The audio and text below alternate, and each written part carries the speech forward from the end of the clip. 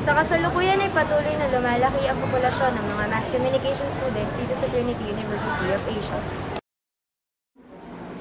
I am very glad that the enrollment of mass communication departments has increased over the past few years. So, before we only have one section for freshmen, sophomore, junior, and senior students. But now we have two sections for the freshmen and sophomore. And we are hoping that by next year, by next school year, we're going to have at least 3 sections for the freshmen. At patuloy naman ang mga improvements na nagaganap sa ating mga kurso at ang gumagaling na mga faculty members. Recently, we have this project, a very big project, wherein we want to establish our own studio here in Trinity University. Fortunately, the administration granted our request to have our own studio, and we are hoping that by next semester it will be open, a state-of-the-art studio where we are going to equip it with state-of-the-art equipment and materials, editing facilities, and lights.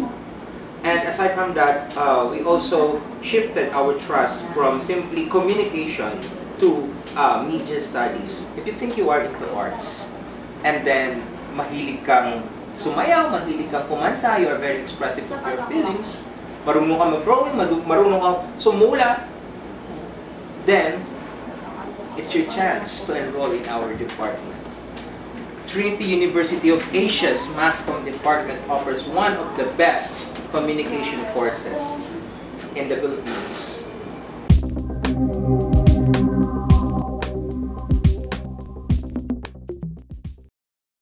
At ngayon, pupunta naman tayo sa Internet Laboratory ng College of Arts and Sciences. Tara!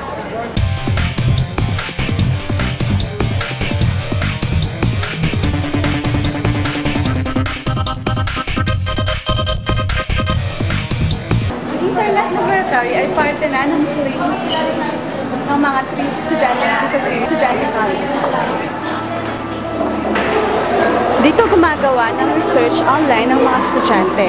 Once enrolled ka sa curriculum, entitled ka na makagamit for the whole semester. Ngayon nakita kita ang Internet Laboratory. Pumunta naman tayo sa isa sa mga learning grounds dito sa Trinity College, ang AVR o Audiovisual Room.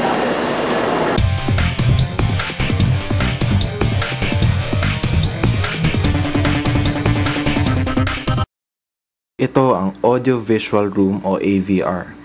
Dito ginaganap ang mga discussions na may audiovisual presentation. Mga presentations gaya ng film viewing, PowerPoint presentation at iba pa. Dito madalas nagre-report ang mga students. Ahead of time, kailangan magpa-reserve ng AVR ang mga estudyante bago sila makagamit nito. Ito ang Audiovisual Room.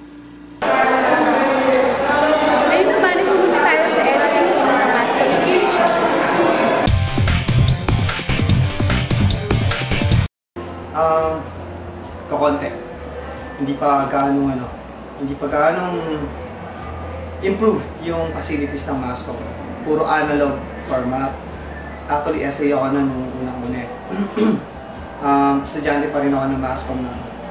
Lahat ng analog facilities ng mass comm pinagdaanan ko for that. So yung dumating na yung mga year 2000, doon lang nagkaroon ng digital. So yun lang kami nagkaroon ng time para mag-explore for digital productions. Tapos we have 3 digital cameras, pero format niya high 8 format, digital 8.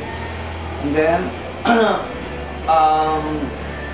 we do transferings from DVD, from VHS to DVD, from CD to SBCD, and then We have tripods, ang tawag dito, lapel mics, and so many and so forth.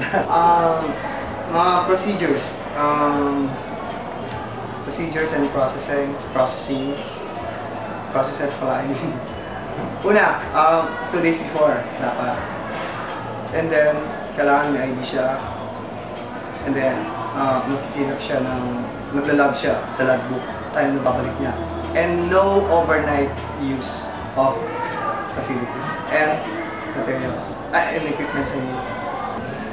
One way around, paano tayo ngayon nag-bloom up? Paano mabilis ma-encourage ang isang tao sa isang individual? How? If you were a child, anong unang-una mong gustong gawin? Sa bahay lang.